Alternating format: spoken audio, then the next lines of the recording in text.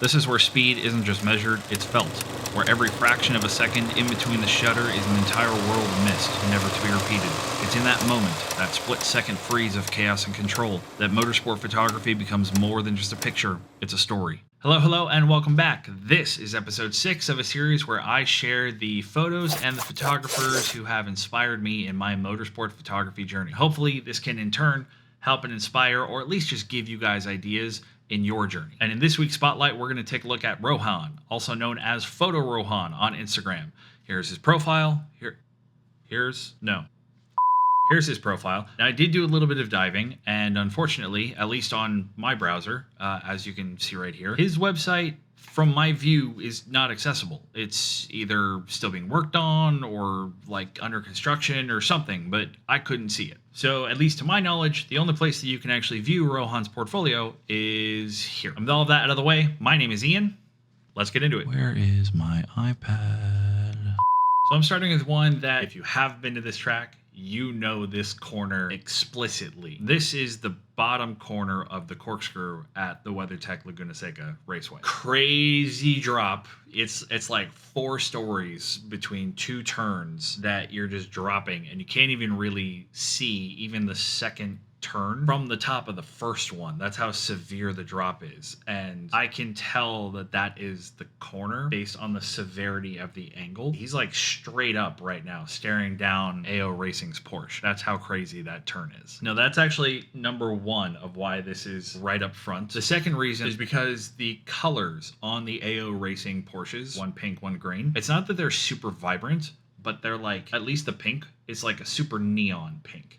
That shit pops. I'm sexy and I know it. Rohan did a great job at not necessarily muting the tones, but he has deepened and darkened everything about those hues without altering the hues. Like, he didn't make it more magenta or more red. It's just deeper. It's less of a vibrant pink and more of a deep pink without muting it. And because of how dark he made the edits. Now, I don't know if Rohan shot maybe like a full stop underexposed, but at least in the edit, crushed the exposure just enough so that you're actually seeing the detail in those headlights.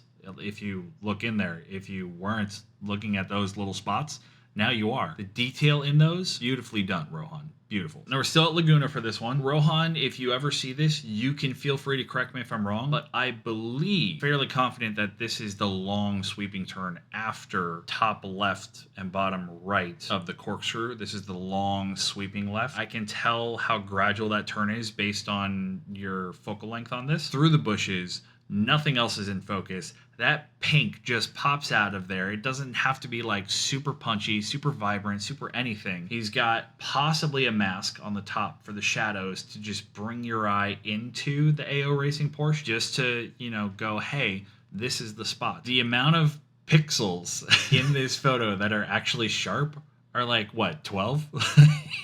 But I love shots like this because it's just nothing but foliage, nothing but small track slip, so you can tell we're on a track, and then car.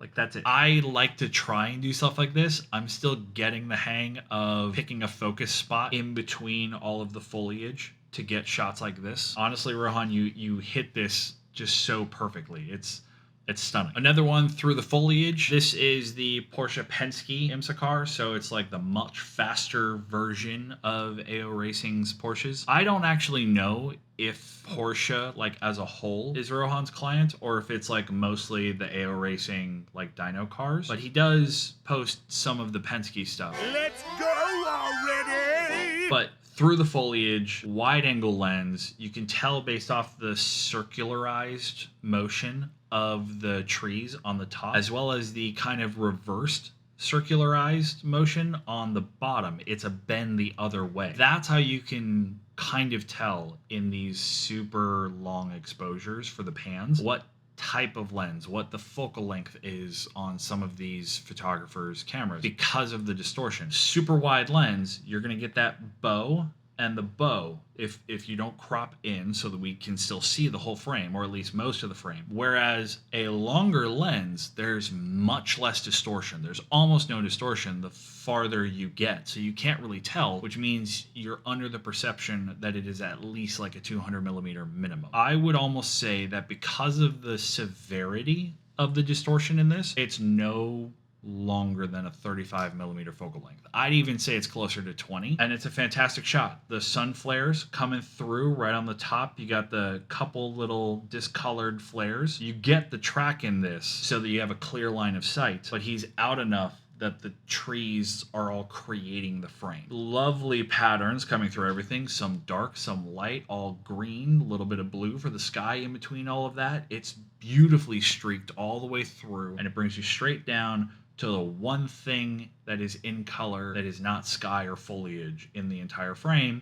and that is the Porsche car at the bottom. And speaking of frame and out enough, let's do frame and zoomed in. Definitely cropped it, or not cropped, but like punched in. He was probably at least at a 200 millimeter. That compression between the foliage and the green AO Racing Porsche. But I have this up because deepness of those shadows in the foliage in the foreground, and even in the track itself, the depth of the shadows that Rohan pushed all of those tones down is wondrous. And even though there is a bunch of green, both in the foliage and specifically in the cars, because that's where the real color is that you're seeing from the light, there is a green tint to the photo as a whole. You can kind of tell in the track. It almost looks like it might just be your eye playing a trick on you from the foliage, but there actually is a green tint. And I'm kind of glad that Rohan kept it in there, because if you were to pull away from the greens and go into the magenta when you're altering your white balance, that may have taken away from just how green the Porsche car really is. And so by keeping the tone green and not just the specific subjects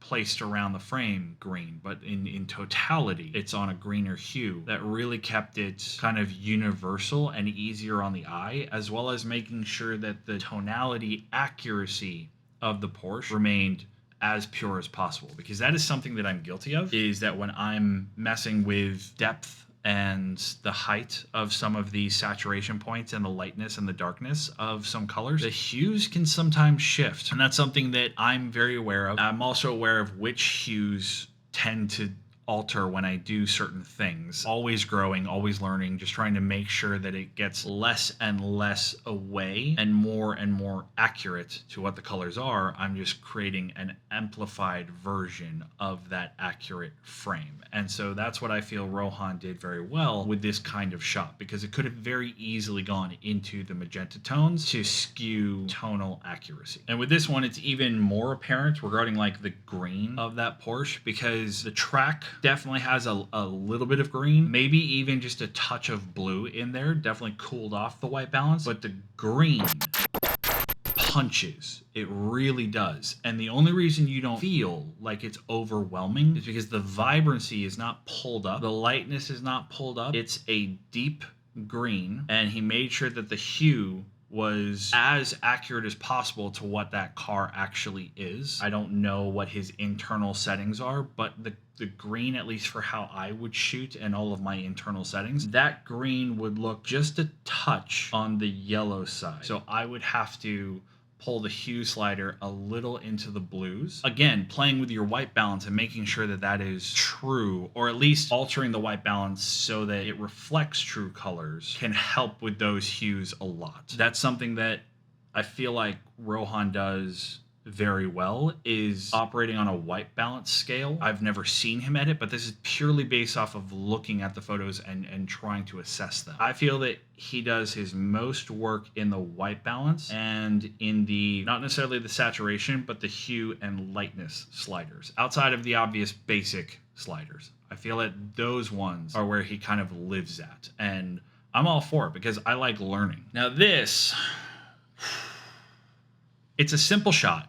Yes, driver getting out of the vehicle. Greens are so deep, and they're not contrasty, they're not vibrant, they're deep and they're solid. And the reason that that is such a huge thing is because normally a green hue is attributed to sickly. I don't know how anyone can think that because I got Green Lantern right here and I don't look sickly. That's just how color theory works. The more green a frame is, the more sickly, which is why the Wicked Witch of the West is green, why Frankenstein's monster is green. There's so many points of how to show that green has been attributed to sickly or evil. That's why this is so... 5 minutes later. It's such a great shot for me because it doesn't look sickly. It looks complete. I think it's because the heated tones, you know, you got the red and the magenta visor right there, really creating some essence of like mirroredness to it. And then obviously the orange and the yellow, a little bit of green, but the blue as well. There's a lot of contrast in the color happening up here. And that's where you look at on a person. And so that eye line is still inviting you in because it's not green like everywhere else. It's color, it's heat, it's color contrast, it's inviting, it's pleasant. I think that's why this frame as a whole does not appear sickly. The choice to make the green hues both on the race suit as well as the car, as well as even like in the kind of grayish green of the main suit color, as well as the green in the helmet.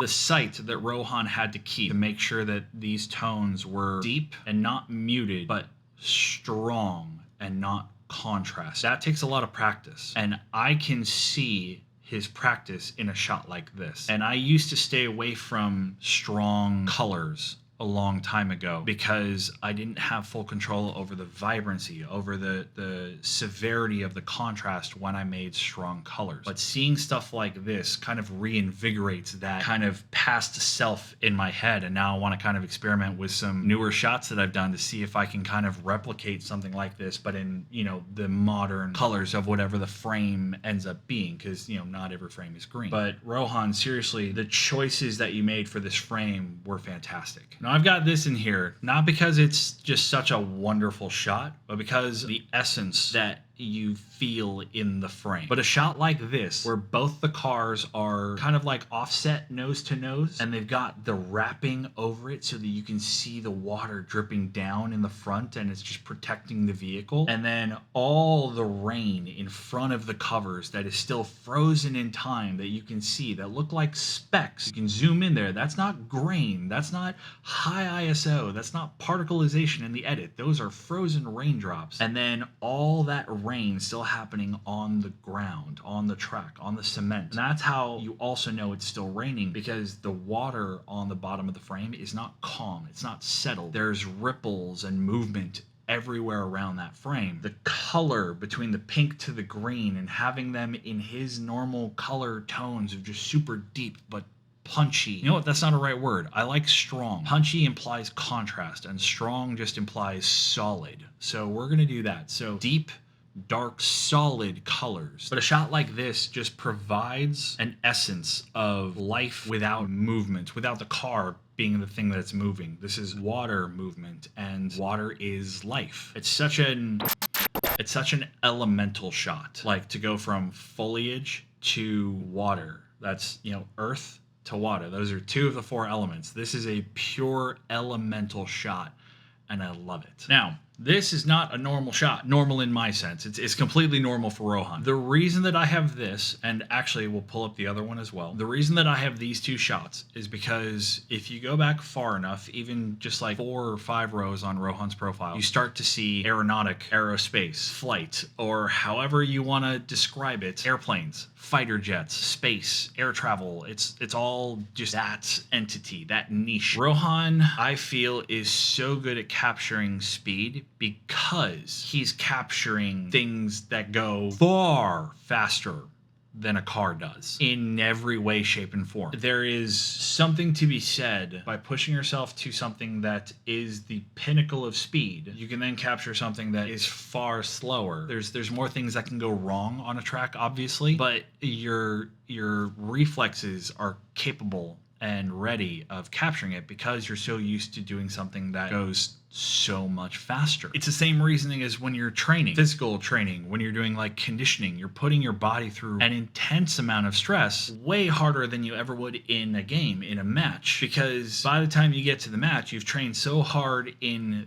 this realm over here that now the match becomes easy. It's that same thought process. And I don't know if he did that on purpose or if Rohan just gravitationally went from airplanes to cars, because speed to speed. I don't know. What I do know is he's not the only one to combine fighter jet and aerospace photography with motorsport. You guys may know Camden Thrasher, or one of my buddies who also shoots some Formula Drift, Jake. Both of these guys, as well as a multitude of other photographers that are out there, they also shoot fighter jets and airplanes and rockets taking off, and they're in planes shooting other planes and helicopters shooting other helicopters. They do a lot of this kind of stuff. So when they get to a track, now becomes easy because they're used to things that go so much faster. Now, Rohan's work is a brilliant example of you don't need to only shoot one thing to be good at one thing. He shoots aerospace and aircraft and rockets and that kind of stuff, and lo and behold, makes him good at cars, or vice versa. Either way, one makes him good at the other, and if you practice hard enough in one, it makes you even better. It elevates your craft in the other simply by understanding the parallel, simply by getting the practice. So what I can extrapolate from that, for you guys, you don't only need to do motorsport photography or automotive photography to be good at motorsport or automotive photography. In fact, shooting the car is like the easiest thing to do. The edit changes everything about a shot. It really does. Your perception changes everything about the shot. Those two things alone can make your photos look night and day different to anyone else's. And that's what I'm taking from Rohan's photography, and hopefully that's what you are as well. But don't just take my word for it. Go follow Rohan. His stuff is linked down below. Do a deep dive of his profile. Check out some other people just like him. And if you guys have any photographers or photos that inspired you, please email me. My information is down below in every video in the description. And if you did like this video, please like and subscribe. And yes, I got it right this time. And if you did not like this video, too bad, so sad, go watch something else. But that is all I got for episode 6 on Photo Rohan. Please join me next week as we go into episode 7, and you will find out who it is next time. I will see you there.